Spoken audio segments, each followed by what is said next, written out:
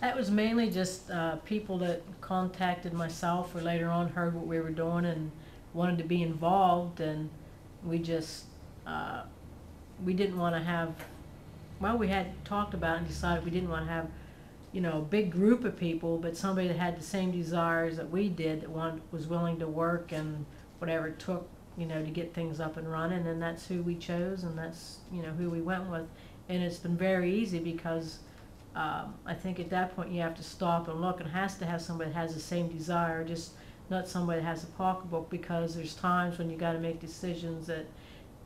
you don't want somebody with a pocketbook telling you how to do something when you might not have a reason because of the type of business we were doing. Sometimes you have to reach out and walk out a door that most people aren't going to want to do work that way in a business, because they want to see the black and white on paper and, why isn't this producing? And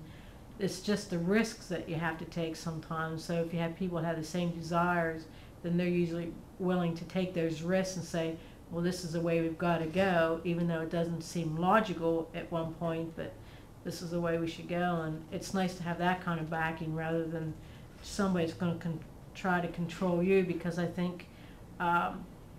if you have that, then there's always the option, if you didn't take that risk,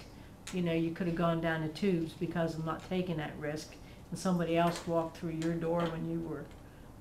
sitting back. And I was glad for that the people that are involved have the same desires and are willing to take those risks. Whatever you decide, they're behind you.